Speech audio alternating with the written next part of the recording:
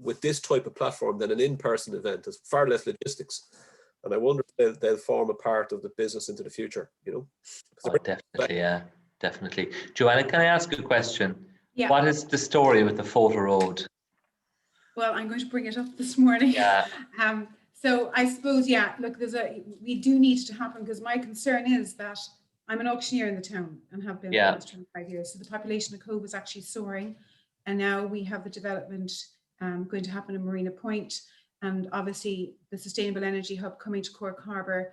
Yeah. It needs to happen, because the road isn't great, but it's the roads, the photo road going all the way into Cove needs to be sorted. I'd like to hear more about that. He actually sent me a YouTube of it, so I'll actually send you the link for you to see what he's thinking. And then he was saying to me about the 6 knots going into Cork. Yeah. Could that be increased? I said, I doubt it. I mean, because there's too much recreational activity going on in the river. Yeah. Have to take that up with our harbour master. I think the one time we did speak about lifting the speed limit was depending on the vessel they were using and the wake that they were causing. Yeah. Okay. These catamarans actually cause less wake. So if double hulled boat, then they can probably go a little bit quicker, because they don't wash up at the back. Yeah. Sorry to interrupt you there, guys. So it's half now. Do you want me to wait for the ministers back with this camera on before I start? Yeah. Yeah. Okay. Is there a lot of people in the waiting room, Lee? There's 30 people in the waiting room. But I suppose let them in and I can just say hello to them as they're coming in. Yeah. Will we do that? Just easier. Let's do it. Okay, see you on the other side. We go, guys. See you on the other side. Bye. Good luck.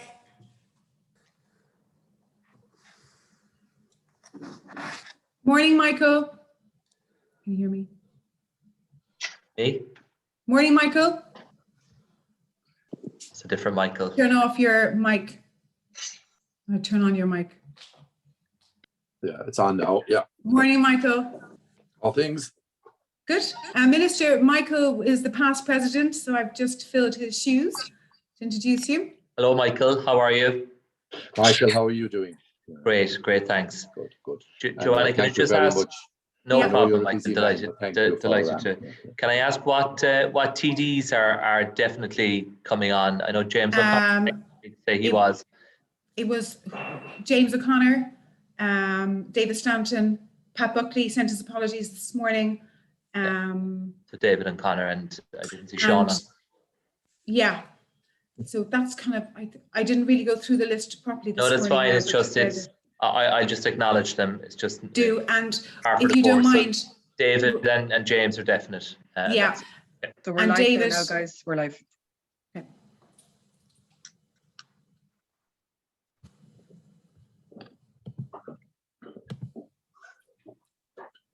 Morning, Anne-Marie. Morning, Michael McCarthy, Captain Mike McCarthy. Morning, girl. Morning, Dino. John Gately. Kevin.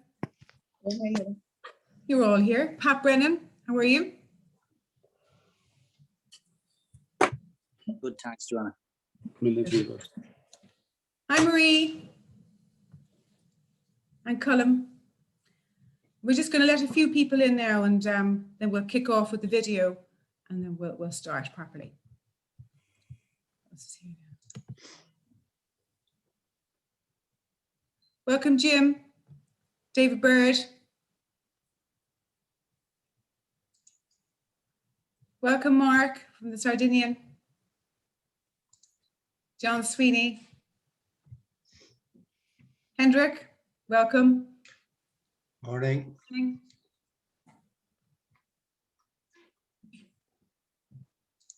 We have Cormac here, Adam Carey. You're all coming in there now. I'll tell you where I am in a minute. You can put on your guessing.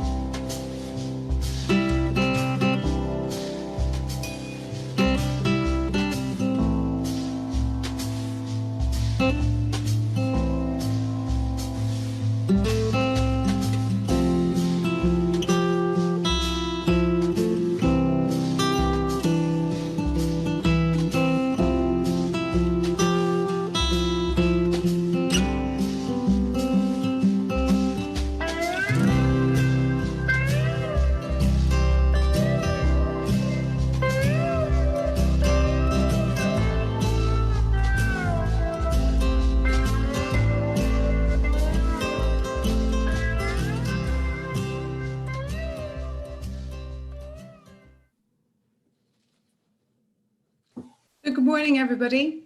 I do feel that video really touches on a lot that's going on in Cove and how beautiful our island is. So just a very good morning to you all and welcome to the Cove and Harbour Chamber March Business Breakfast Meeting.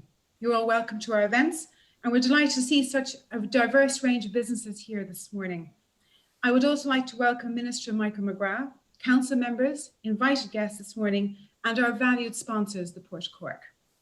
Just a few housekeeping rules. The session will be recorded and questions can go through the chat forum at the end, but I also do have about 4 or 5 questions that have been emailed in from the attendees. So just to go through the Cove and Harbour Chamber itself, it's been representing Cove and the Lower Harbour for just over 62 years. The Chamber is an important framework as it acts as an information and support mechanism for all the businesses in the area, and central to that, it gives the business owners a voice. Cove is a growing population. I think we're heading towards 20,000 people, which is outstanding. More and more people are now moving to Cove due to its ever-evolving transport system, the attractiveness of the Great Island. Cove has so much to offer and we really are proudly take our place in Cork County. I always say the key selling point of Cove is that we're a town on an island, 25 minutes from Cork City, on the second biggest natural harbour in the world. But in order for the population to keep growing and for our island to keep evolving, there are key components that are necessary. For example, improving the Photo Road and Bridge and all the way into Cove. And this will be the artery for all development in the area to happen. Marina Point development, the proposed investments by the DSG and the dockyard to support wind energy, the continued growth of the cruise industry and the growing population. Public water access so that anyone can pop in by boat, walk around the town, get an ice cream or a bite to eat, as well as enjoying the many historical and cultural sites of Cove. Water taxis to encourage connectivity around the harbour, the likes of Ahada, Whitegate, Crosshaven, Ringaskiddy, Monkstown, Passage, all going up to the city. Extra rail and bus stops around the island. It's so vast, we need to connect the whole island. Walkways, cycleways to connect, Cove, Ringaskiddy, Monkstown, Passage. It would be great if you could get on your bike, cycle into Passage, get on the ferry, come into Cove safely. Connectivity is the key for us all and is for the future. Having Cork Harbour identified as an unparalleled hub for floating offshore wind energy is hugely exciting. Renewable energy in Cork Harbour has the potential to be as transformative as the pharmaceutical industry was in the 70s. The possible redevelopment of the DSG terminal, formerly Cork Dockyard, as a green facility to service the offshore industry is a progressive plan for Cork Harbour and an opportunity not to be missed. The Chamber was pleased to hear the other day that Bell Valley Marina Development Company was granted planning permission for site enabling works at the Bell Valley Port facility in Cork Harbour, which will help to realise a framework for the development of a range of industrial and port-related activities. And it was also great to hear positive news regarding the M28 motorway to Ringaskiddy. The way has now been cleared for one of the biggest infrastructure plans in Cork history. This will ignite new economic industrial life in the region. Another good news story for Cove and indeed the harbour is the completion of the main drainage project this coming summer by Irish Water, whom we're outstanding in delivering. National broadband will be installed by the end of the year, which will make an enormous difference to Cove, to attract more businesses to Cove, to enable people to work from home. And again, thank you to the NBI. The streetscape plan for Cork County Council for Cove will indeed enhance and encourage our people to enjoy the town and space around them. And that in turn will make our town more attractive to the investor, to open speciality shops, live and work in the town and the like. By all the above happening in Cove and the Lower Harbour, we have a very, very bright future indeed. And we look forward to seeing all of you on our streets and enjoying this local gem in the summertime or when time allows. So thank you. So after that, I'm just going to introduce, we have 2 spotlights this morning. One is John Keating from WellSet Communications. John has a huge passion for teaching people to overcome their nervousness of public speaking. And I have been working with John personally myself over the last 6 months, and I find him outstanding. So John, over to you. Good morning. Good morning to everybody. Delighted to be here. I'd like to start with a question. And if you answer yes to the question, would you please just put your hand up? The question is this: have you in the past or presently experienced the fear of public speaking? Right, you're not alone. It was Mark Twain who said 97% of people have a fear of public speaking, and the other 3% were liars.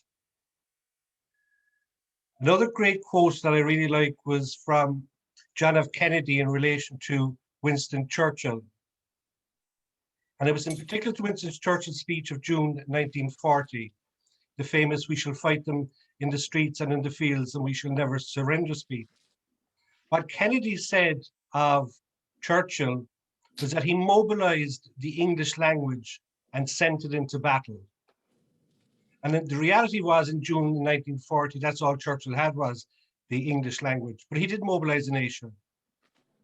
But equally for us in business today, we have to mobilize the English language and send it into battle for the hearts and minds of clients, colleagues, causes that we may want to champion, for investors or indeed voters. And we have to be able to craft that message in a way that's clear, concise, and compelling. And we have to deliver that message with a sense of purpose, poise, and passion. And when we do so, we create an army of support. So if you find crafting your message a challenge or have a dread of delivering your message in front of people, I'd be delighted to talk with you and see if we can work together. I'll put my details up in the chat. Before I conclude, Joanna, I would just like to highlight Minister McGrath's support a number of years ago for a fundraising event I did in Marymount Hospice. He came along and supported that. It was a 24-hour speakathon, and he gave his time and contributed to that, and that was greatly appreciated. And to conclude, thank you very much for the opportunity to highlight this morning, and thank you for your kind comments at the start. Lovely. Thank you, John. So I'd now like to introduce our second spotlight, Mark Ryan, who has a Sardinian guest house. Mark is a prime example of doing up such a beautiful building in Cove and making use out of it, and it's such a spectacular guest house. So welcome, Mark. Thanks, Joanna. So the Sardinian Guest House, which was founded in 2017, is run by myself and my brother, Andrew Ryan. We're a 7-bedroom, 7-bathroom self-catering guest house, catering for groups and families who want to let the house on a fully self-catering basis. We've been in business in town, as I said, since 2017, where we've seen a huge demand for self-catering business within the Cove hospitality industry. So much so that in 2019, we set up a second company, property managing, to offer further accommodation in other properties in and around the town centre. And we currently have one other guest house, which is a 5-bedroom property, available through that. Over the past year, it's obviously been a challenge with COVID to see the accommodation industry hit so hard, but we're looking forward to the year ahead improving and going into the future. We've got strong signs of bookings coming in again for this coming summer, and we're delighted to be able to welcome guests to the town so they can eat in the restaurants, visit tourist attractions, and support all the local businesses that there are. Thank you, Mark. So before we go to our guest speaker and to the Port of Cork, this morning I'm actually in the Titanic building, which was the last port of call for the Titanic. So you can see it behind me. So I'm actually downstairs in the Titanic bar and grill, and above me then is the Titanic experience. So I'd just like to thank Alan Murphy and Gillian Joyce for allowing me Zoom from here this morning. But for now, we're absolutely delighted to have Minister Michael McGrath here with us today as our guest speaker, and introduce him. Please welcome Conor Moulds, Chief Commercial Officer from the Port of Cork. Thank you very much, Joanna. Good morning, everybody, and welcome to the third session in the Cove and Harbour Chamber Breakfast Series, which the Port of Cork is very much proud to sponsor. I'm delighted to have the opportunity this morning to welcome our guest speaker, TD for Cork South Central, Minister Michael McGrath, Minister for Public Expenditure and Reform. Minister McGrath is no stranger to Cork Harbour, having grown up across the water in Passage West. The Minister is a commerce graduate from UCC and went on to qualify as a chartered accountant with KPMG in Cork City. Before entering national politics, the Minister served in local government as a member of the Passage West Town Council and then Cork County Council. And during his time, he was a huge advocate of Cork Harbour, both in terms of leisure and indeed in terms of business. He was elected to Dáil Éireann in 2007 on his first attempt and has been elected and re-elected every time since. In his time in the Dáil, Minister McGrath has served on several Oireachtas committees, including the Finance Committee, the Oireachtas Banking Inquiry, European Affairs and the PAC. As Minister for Public Expenditure and Reform since June 2020, the Minister is responsible for delivering well-managed and well-targeted public spending through modernised, effective and accountable public services. The Minister's Department oversees the implementation of the National Development Plan, drives the programme for public service reform and has a key role in all decisions made across government. It is a great honour to have Minister McGrath here with us this morning to share his ideas and his aspirations for Cork Harbour and the surrounding area. Minister McGrath, you are very welcome. Thank you very much, Conor, for that kind and very generous introduction. I'll just double check that you're hearing me okay there, Joanna and Conor. Thumbs up. Yeah, excellent. Okay, good stuff. Well, thank you again for the introduction, and I'm genuinely delighted to be here with you virtually this morning to have a chat, and I'll share a presentation with you in a few moments. But I just want to thank you, Joanna, as President, for giving me this opportunity. I'm genuinely delighted to engage with the Cobh and Harbour Chamber. As Conor said, I grew up just across the river in Passage West, and I cut my teeth politically there, serving on the Passage West Town Council, and we would have worked very closely with Cobh Town Council at the time on different issues of common interest, and I got to know a lot of the characters who were serving your town at that time and for many years, and so I've always had a close affinity and relationship with Cobh. In more recent times, my journeys over are normally to visit the GA Club or Springfield Ramblers with the kids at the weekend for matches and so on. But it's always a pleasure to visit Cobh, and it's really heartening to see the incredible progress that you have made as a town, and I know that the Chamber has been a driving force behind that, along with so many other stakeholders, and of course the role of Conor and his team at the Port of Cork and the positive influence that they have brought is really phenomenal. So I just want to acknowledge all of that, and to thank John there and Mark for their few words as well. I think that's a lovely touch to have a spotlight series just to give members a couple of minutes to deliver a key point, and delighted to see what you both had to say. I think we are joined by a couple of my colleagues from the Oireachtas. Joanna, I'll just acknowledge them if you don't mind. Deputy James O'Connor, my own party colleague, is on the call, as I know is Deputy David Stanton as well, and I know both of them work very hard for the Great Island on a whole range of issues, and I just want to thank them and acknowledge their presence and their support as well. So I'll share a presentation. It won't take too long, and hopefully this will all go okay. Bear with me.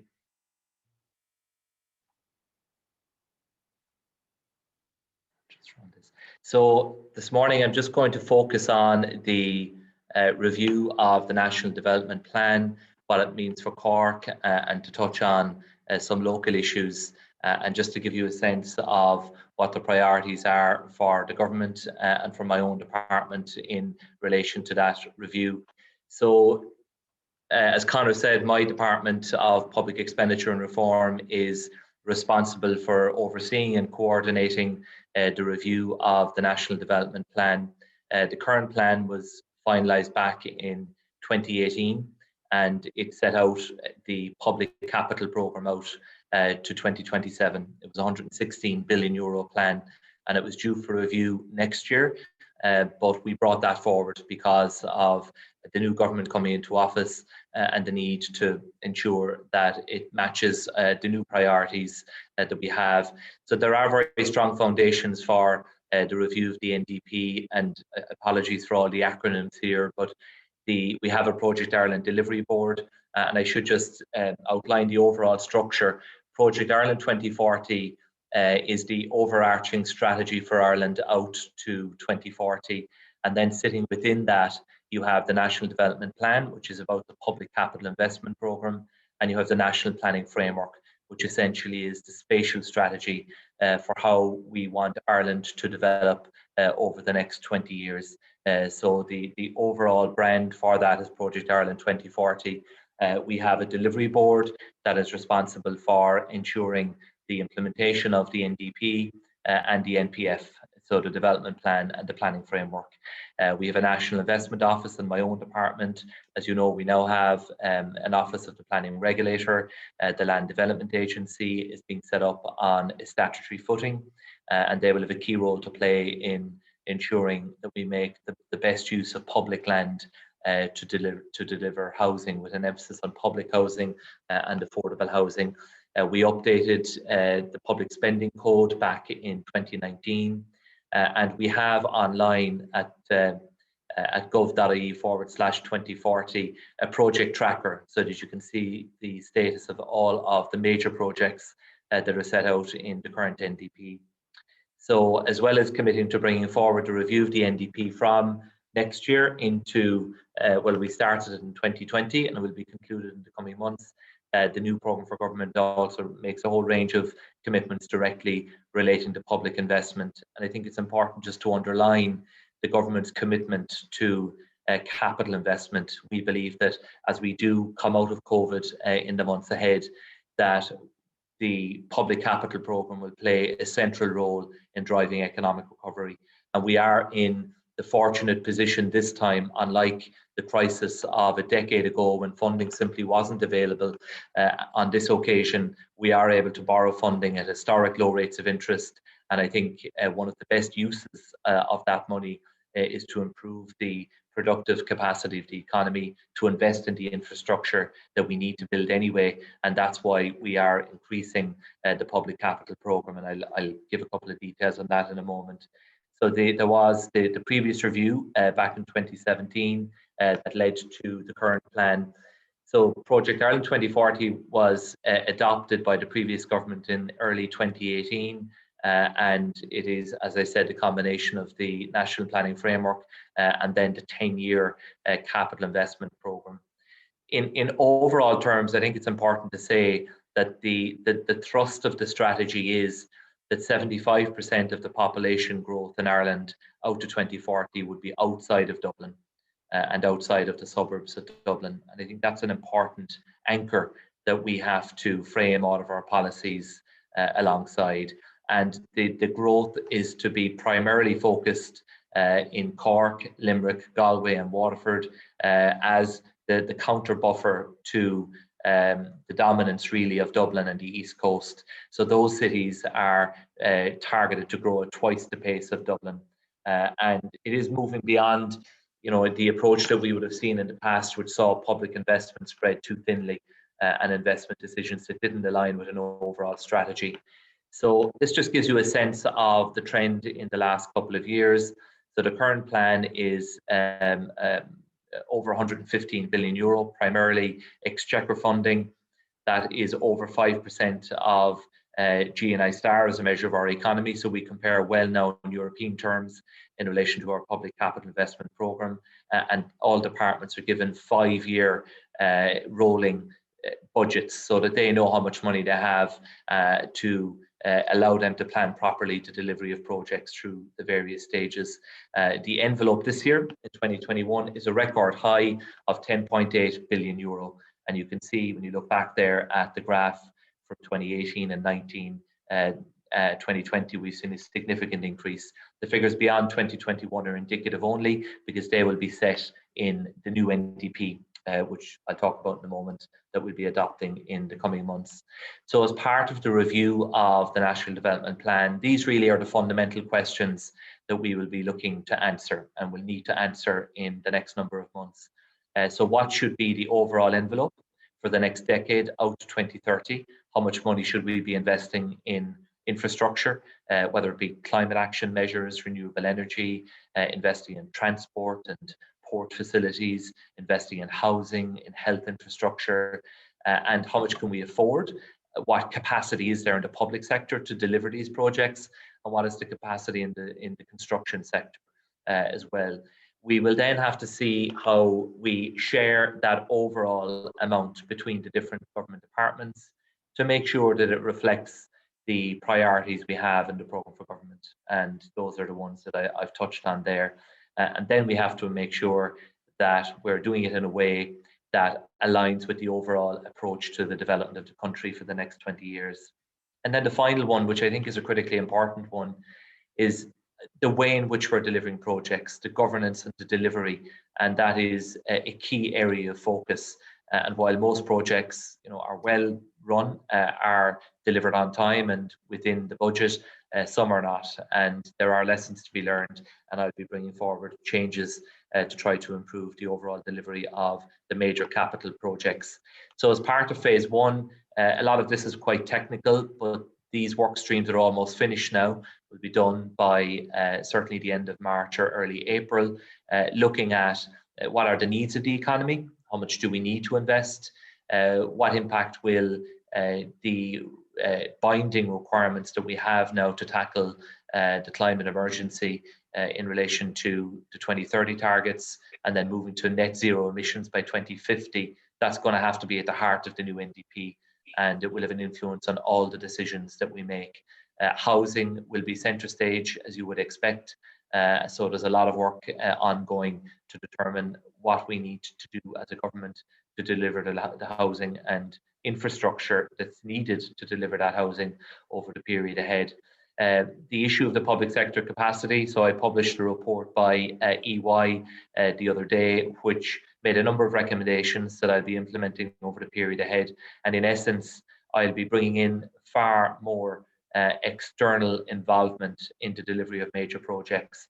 So the delivery board I spoke about a moment ago, at the moment is made up of secretaries general across government departments, chairman of the OPW, and one external member. And I think that isn't quite the right balance. I'm going to bring in a number of external people with experience and expertise from the private sector to oversee and drive the implementation of the NDP. And also there will be a new major projects advisory group set up to advise my own department, again, drawing on the best experience and expertise that is available. So output one, phase one, should be finished in the coming weeks, and then output two, which we hope to conclude by July, will involve essentially a new national development plan out to 2030 and giving each department 5-year rolling capital budgets. So where does Cork fit into all of this? Well, at the moment, Project Ireland 2040 envisages pretty dramatic population growth for Cork, centred around Cork City and the suburbs, where growth is targeted in population terms of up to 125,000 people. This now is completely separate to the boundary extension we had in recent times. So it's twice the rate of growth of Dublin. So Cork is earmarked for very significant growth. But of course, delivering on it is going to be a challenge, and there will be a whole series of things that will need to be done to make sure we can deliver on that ambitious population growth that's targeted. So 50% of new city housing will be within the existing Cork City and the suburban footprint. The Urban Regeneration and Development Fund will play a key role in providing the enabling infrastructure and unlocking some of the challenges that are there. And that will be for Cork City, but also for towns, including Carrickline, Middleton, Mallow and Cove. And I know Cove has already benefited from URDF funding and has an application in through the local authority for further funding in the new round that will be decided very shortly by government. Just an example of what's currently underway or in the pipeline, major investment in active travel and sustainability measures, including for Bus Connects Cork. As you know, we have the Cork Metropolitan Area Transport Strategy now, which will be a very important element of the NDP. Great to see the main construction work underway at both Dunkettle and the N22. As you referenced there, Joanna, the legal hurdles have now been overcome in relation to the M28, so there's no further legal challenge possible, and so the advanced works are now going to proceed pretty much immediately, and those advanced works will take up to 3 years, and we will see activity underground during that period. And in tandem then, all of the preparatory work will be done, and the tender process run for the main construction contract to be awarded as soon as the advanced works are completed. So that's very good news for the port, very good news for Inniskiddy, and indeed for Carrigaline, and I think for the greater Cork and southern region, given the strategic importance of that road. And then, of course, on your own side, in terms of East Cork, the N25 project, Carrigtwohill to Middleton, is at planning and design stage, and I'm working with Deputy O'Connor, Deputy Stanton, and the TII to drive that forward. Mallow Relief Road business case, Cork to Limerick, M20 will take a number of years. It's moving through the process, and that will feature in the new NDP, and the Cork Northern Ring Road is at early appraisal stage, and the Castlemarket bypass strategic assessment stage for that. Then on the enterprise side of things, Cork, certainly up to COVID, and I know your own experience will have been very similar, with Cove doing really well up to a year ago. But in overall terms, IDA supported employment of over 40,000 people, over 20,000 people supported in employment by Enterprise Ireland. We now have the Cork University Business School. They have ambitious development plans for a new campus in the city centre, as you know, the ongoing development of student accommodation, the Innovation Science Park planned for Bishopstown, and major development plans for Cork University Hospital and the other hospitals in Cork as well. And then alongside the Urban Renewal Regeneration Fund, we have the Rural Regeneration Development Fund, which is also of benefit to other parts of the Cork East constituency, including, of course, Youghal and Mitchelstown, both of which are benefiting from that. Under the URDF, which is relevant for Cove, I know some funding has been provided for the public realm, Diaspora Centre, and I know Tim Lucy, the Council CEO, gave an update on that project and the further plans that the Council have. And I want to acknowledge the really positive role that Cork County Council is playing in the development of Cove and helping it to maximise its potential. Some other major URDF allocations in recent times there, including a Western Relief Road in Carrigaline, which has been long awaited, and Middleton Main Street public realm improvements, Kent Station improvements as well. And I know you have significant plans for rail infrastructure improvements serving Cove as well, and I'm happy to work with you on those. Just touching briefly on education and sport, the NDP is delivering over 40 primary, post-primary schools have been delivered in Cork in recent years, and very significant grant support for the development of leisure and sport facilities serving Cork and indeed the Munster region. We have, as you know, the current Sports Capital grant programme application closed recently, and I'm sure a number of your own local clubs have applied, and Oak Cove Ramblers have applied for funding under the Sports Capital programme. So I'll do whatever I can to help the local groups there as part of that. Just a quick update on a number of Cork City projects over 20 million, which Crawford Art Gallery, a very exciting project there at planning and design phase. Final business case is now commenced. The University Business School pre-planning, the CIT, or now Munster Technological University Resource Centre as well, CUH, Cork City Water Supply Scheme, and the M20, of course, just an update on that in terms of the Cork to Limerick road. And it's good to hear, Joanna, that the main drainage schemes works will be finished in the months ahead in Cove. We had it, as you know, in Passage West and Monkstown a little while back, and great to get it done. It was disruptive, but I'm delighted to hear that Irish Water are delivering that in the best way that they can, and it's very important to have that infrastructure in place. Just a couple of other ones, Inniskiddy redevelopment, which Conor, of course, is overseeing at the port. Great to see that progressing and moving towards completion. And we've touched on the M28, the M8, Blackpool Flood Relief Scheme at planning stage.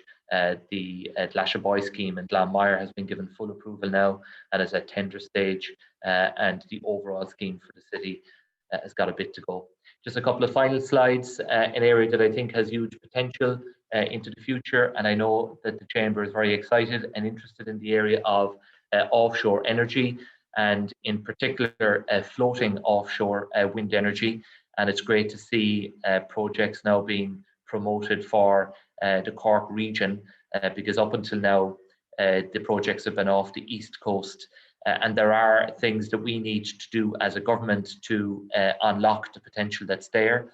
We need to bring forward the new Marine Planning and Development Management Bill, which is about putting in place a modern regulatory and marine planning framework for offshore renewable energy. So that will be coming into the Dáil in a relatively short period. Minister Darragh O'Brien will be bringing that to Cabinet, as well as the overall planning framework for the development of marine in the years ahead. So it's something that I think offers huge potential for Cork, and I'll be working with all the stakeholders there over the period ahead.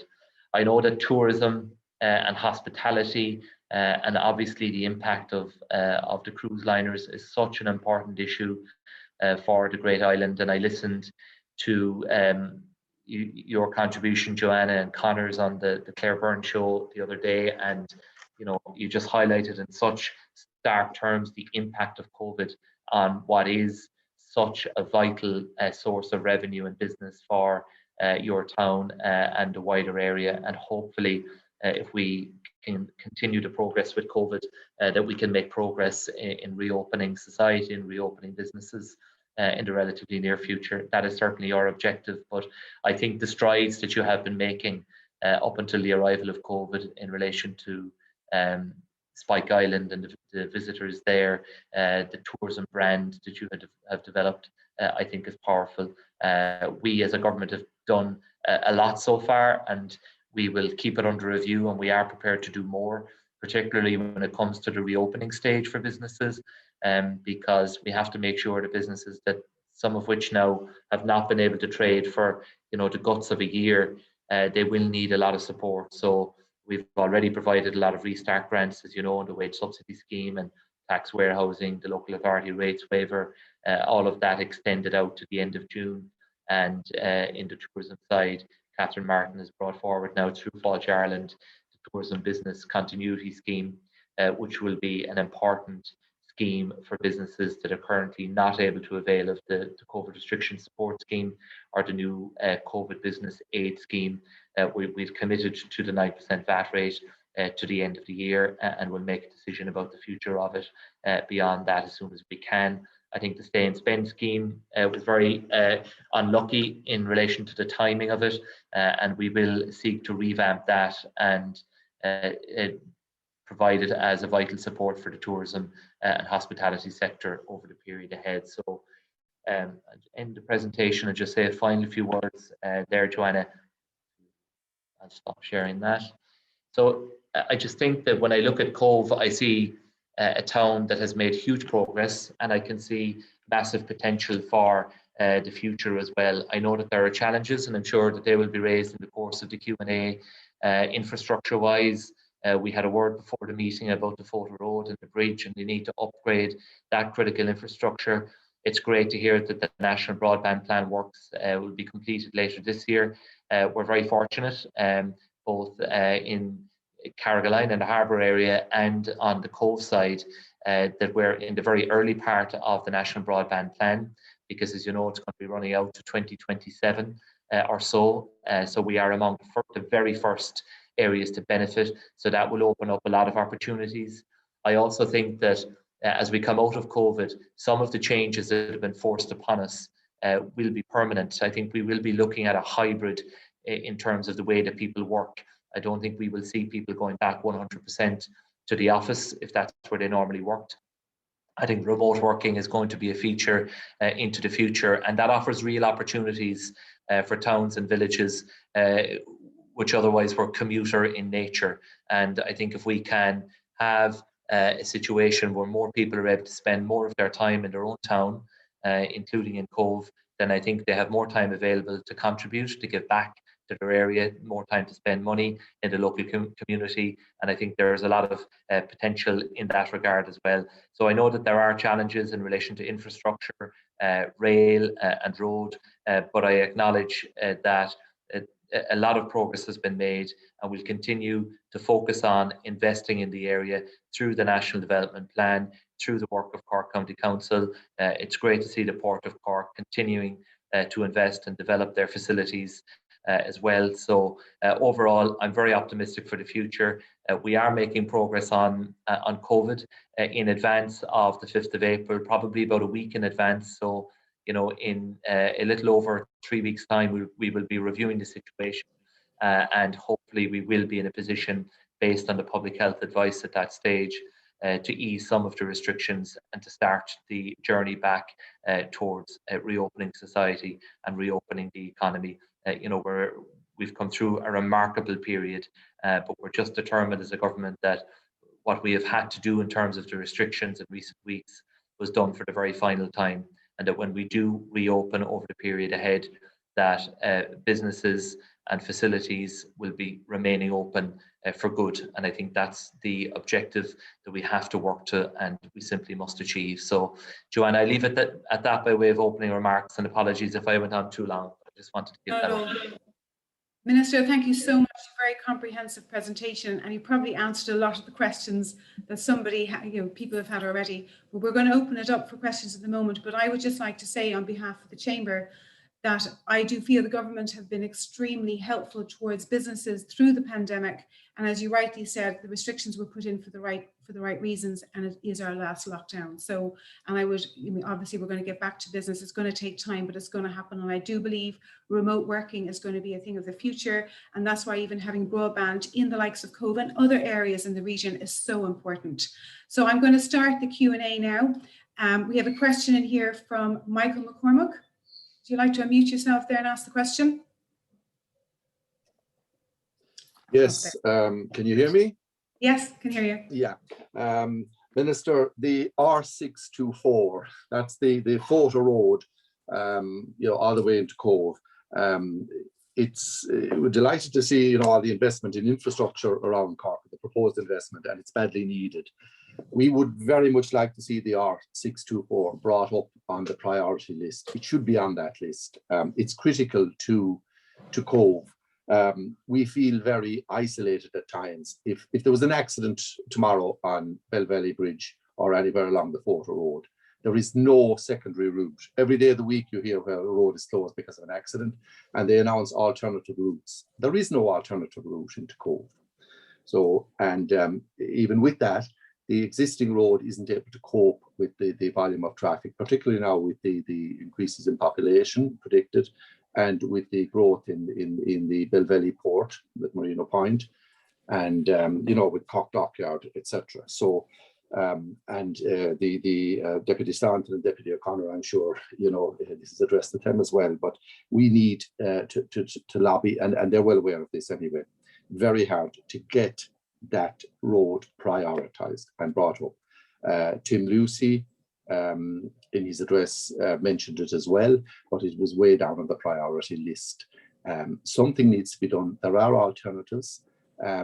Options need to be looked at, but we cannot be held in a situation where at any time an unpredictable accident or occurrence could literally isolate up to 20,000 people on this island.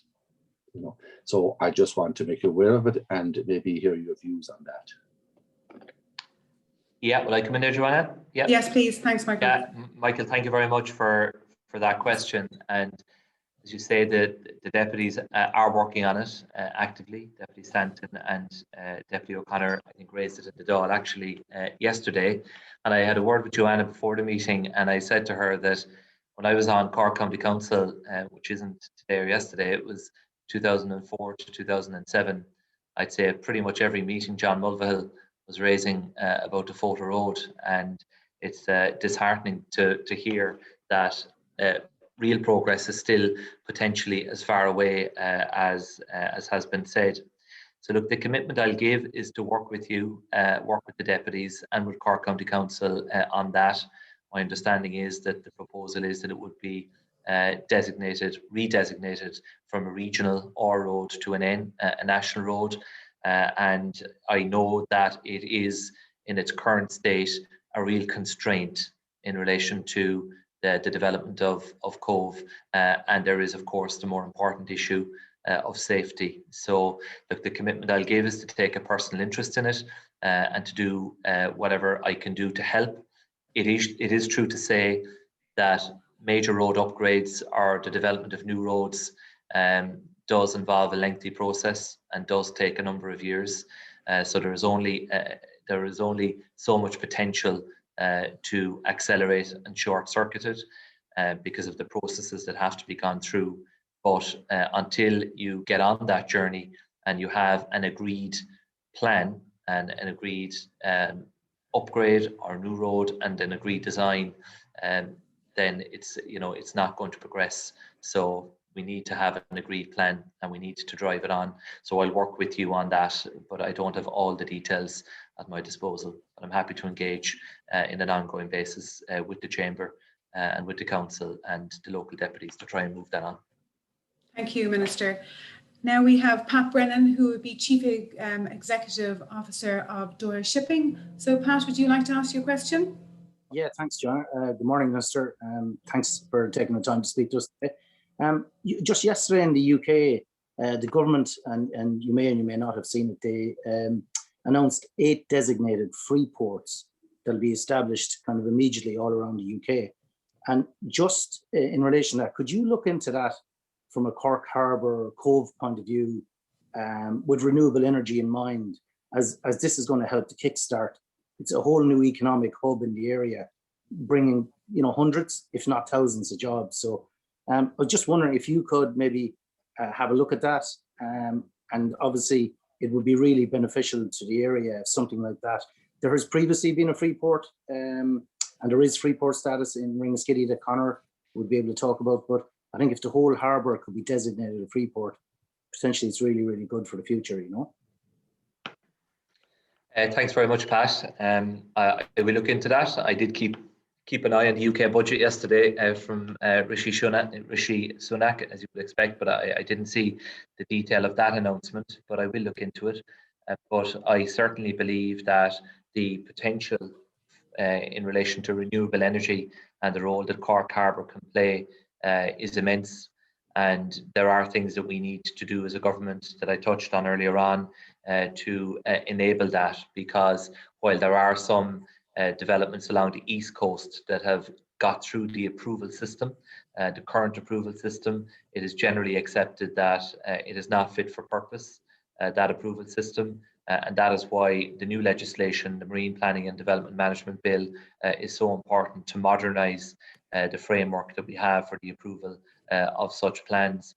And it underwent pre-legislative scrutiny, which is an important stage in the legislative process.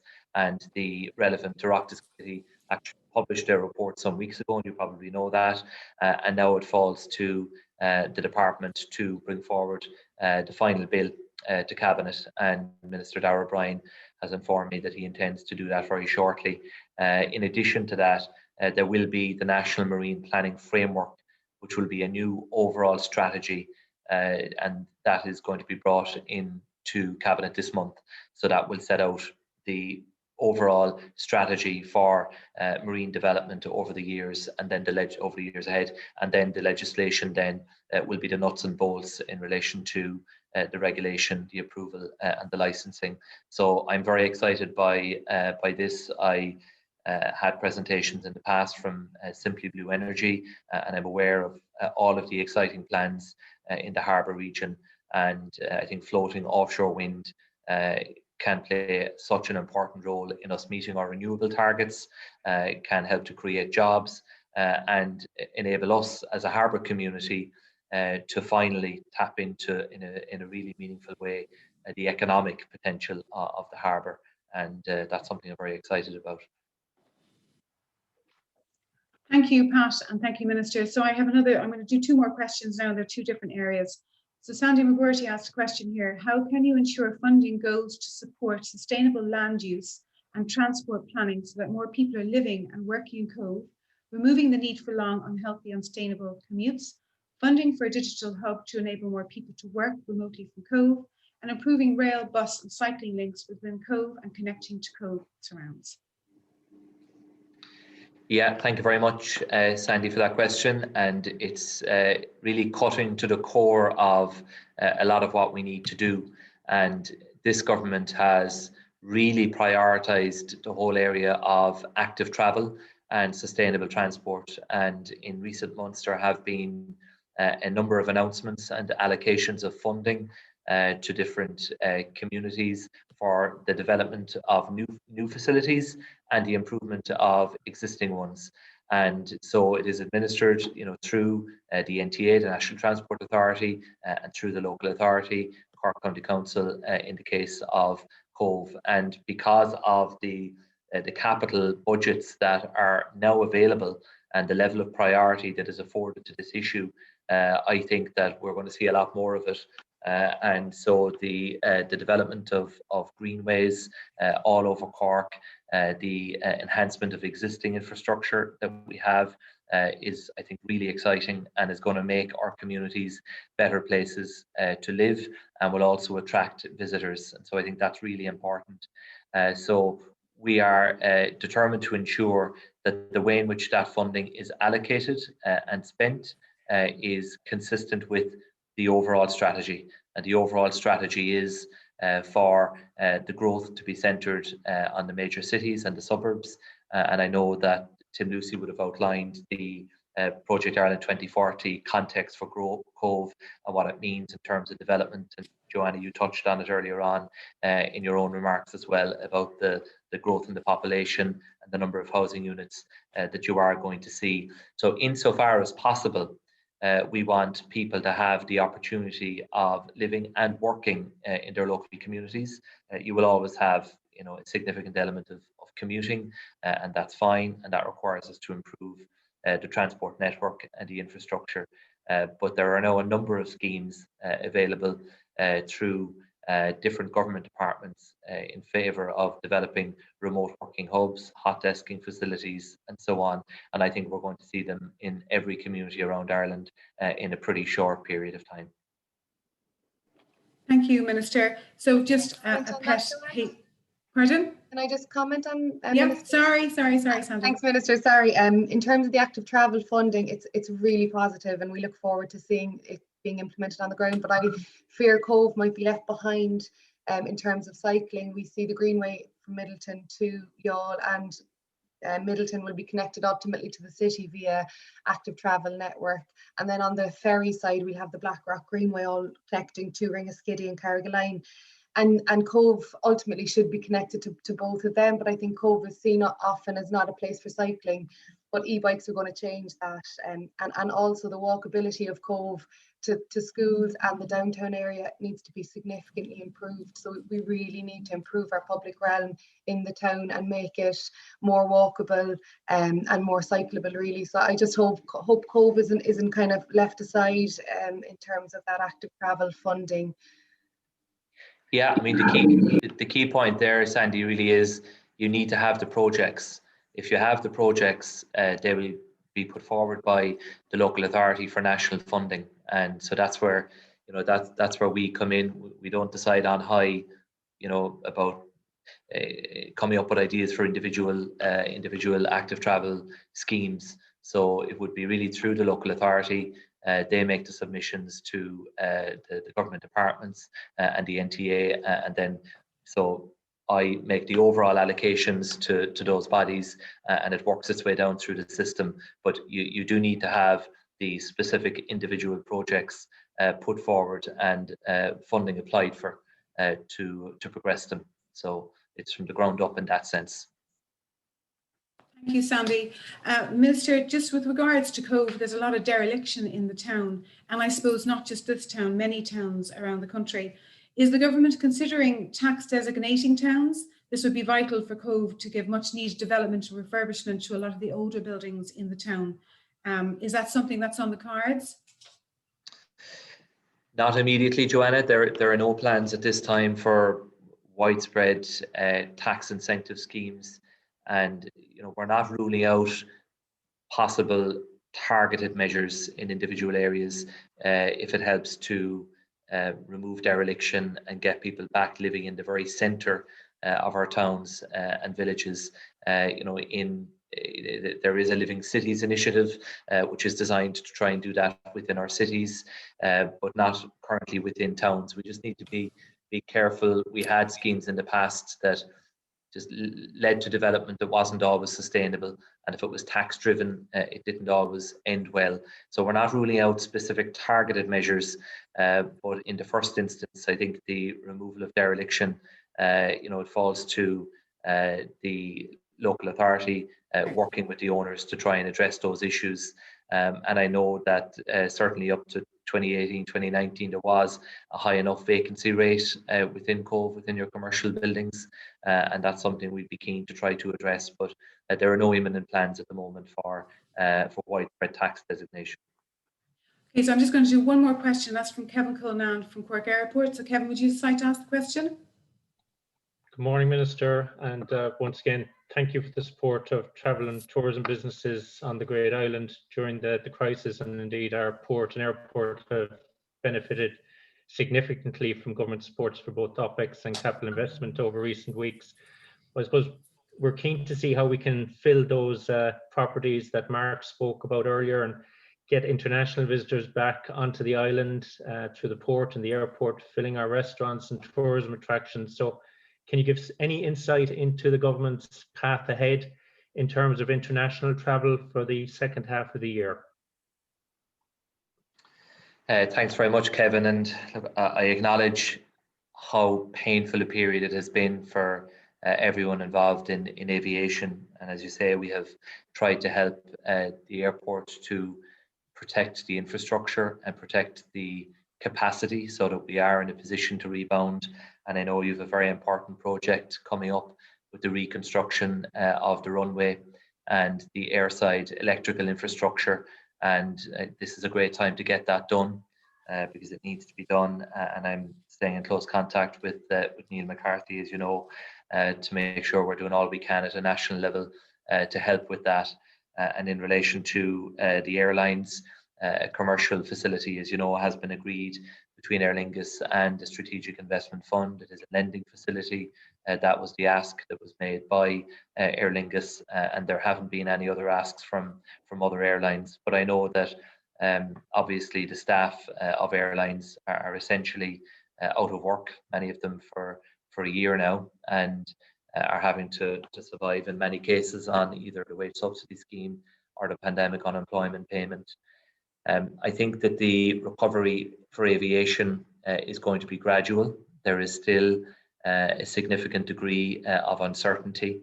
I think that later this year we may see progress, but I think from looking at the projections even that yourself and Neil have been working on, I think you're looking more like a recovery really kicking in next year and the year beyond that in 2023. So we're taking it one step at a time within government. As you know, there has been a huge focus on the issue of inbound international travel and what role that might be playing in relation to new variants of the virus coming into the country. And so there's a very heavy hand of regulation at the moment being applied to international travel, and the hotel quarantining system is going to be set up quite shortly. We already have quarantining, but it's not in hotels. And I think that that's going to be with us for a while. So I don't want to give any false hope. I think it will be some time before we have a return of inbound international travel in any significant way. I think that we may see a start made later this year, but it just all depends on the situation with the virus and the public health advice. I think we will get to a point where Europe, by the autumn, by September, the continent of Europe could be pretty well fully vaccinated, and that will then create challenges and questions around the level of inbound travel that we allow into Europe from outside, and it may open up possibilities for more travel within Europe if the population across Europe is largely vaccinated at that stage. And obviously Cork Airport, as an airport that is dependent on intra-European travel within the European Union may well be in a position to benefit from that. But I think a lot of people will remain cautious for some time as well. I think that there is hope, and I think we will see a return of international travel, but it will be gradual. There may well be a start later this year, but from our point of view as a government, the priority is to protect the infrastructure, is to invest insofar as we can, and to enable you to win back the airlines and the routes that you have unfortunately lost as a result of the pandemic over the period ahead. And there will be a need for us to really set out a multi-annual commitment to tourism and hospitality sector, because I know that the way advanced bookings are made in relation to tours and cruise ships and so on, it's not a few months ahead, it's 1 year ahead, 2 years ahead. So we're going to have to really think about our offering, not just for 2022, but beyond. And as a government, I think it does fall on us to give you as much certainty as we possibly can about the level of support. That's not something that governments normally do. It's not something my own department is normally in favour of. They like to take it 1 year at a time, the annual estimates process. But I know the way travel and tourism works, there is a need for that longer line of sight, and that degree of certainty is needed. So we will work with you to give as much certainty as we can about the offering into the future. Thank you very much, Minister, and thank you, Kevin. So again, thank you, Minister, for answering all the questions, very thorough in the presentation. Just before we finish, TD David Stanton is a huge support for Cove, and I would just really like you, David, to say a few words, if you don't mind, before we finish up. Thanks, Joanna. I hope you can all hear me there. I just want to first of all say thanks on everyone's behalf to the Minister. I know how busy Michael McGrath is, and it's fantastic to take Michael Duke the time this morning to be with us today. And it just shows we have had, I think, 76 people online at one stage listening, and really serious people who've taken time off from their own work. So again, hats off to the Chamber as well for organising this and for the positivity that we have. Very often we hear negativity. This has been positive. I've been knocking around for 24 years now in the Dáil, and in that time, Cove and the harbour has come an awful long way. The Cove now is becoming a destination, a place where people want to go, to have a coffee, to enjoy the promenade, to walk around, to visit Spike Island, which at one stage people wanted to turn into a super prison. Thankfully, it didn't happen. Hallboden looks fantastic now. And of course, the wastewater treatment plant is going to transform everything. And the Cork County Council, did marvellous work, and their plans for the public realm is amazing. I must back up what people have said about the Photo Road and the access to Cove. That's a huge issue. That bridge was built in 1803, and I'm delighted that the Minister has again acknowledged his support. And I know it's a slow, and I know the council are working on it as well, but it's a huge issue. Also, the support for Photo Wildlife Park, which is I think nobody mentioned, a massive attraction. We have the Heritage Centre, the museum, the technical experience, and the great work being done in Cove Hospital, which again by people who are on the line this morning, really important. Could I just finish up by saying well done to Tidy Towns in Cove, who've done marvellous work, have transformed how the place looks, and also the Cove Tourism, who've been working over the years to really make the place well. The harbour, I think, is the gem. The harbour is where the potential is for sailing. Water taxis have been mentioned, and all that kind of thing. So there's massive potential when we turn our face to the sea instead of our backs to the sea, and so much can happen. So it's an exciting time into the future. When we get rid of this blasted pandemic and get rid of this virus out of the place, I think the future will be very very So again, I want to congratulate everybody who took the time to be on this morning. If we work together, I think Cove and the island have a fantastic future. The issues mentioned about issue about cycling and walking and all that's important. And finally, schools. We probably need another secondary school in Cove, and we also need to look at the sports clubs and organizations that are there. They need help as well and support into the future, because they perform a huge service for our younger people and our not so younger people. Well done, Joanna and the Chamber. Thank you, Minister, for your time as well. Really positive, really good, great to be working with you. Take care. Thank you. So that kind of wraps us up this morning. And again, thank you so much, Minister, for taking the time to join us this morning. Really important for Cove, and you're a great support for us. So a massive thank you as well to our spotlight speakers, to our sponsors, the Port of Cork, and to you, the attendees. Our next breakfast meeting is on the 12th of April, where we have Minister Simon Coveney will be speaking, and I'll be zooming from Bell Valley Castle, which is another tourist attraction in Cove. So look forward to seeing you all, and thank you so much. Good morning. Well done. Bye. Thank you all. Thank you. Morning. Thank you, Minister. Thank you, Bye-bye. Joanna. Thank you, Neil. Bye-bye. Thanks to everyone. Thank you, Joanne. Bye-bye. Well done, Thank Joanne. you, Joanna. Bye. Bye.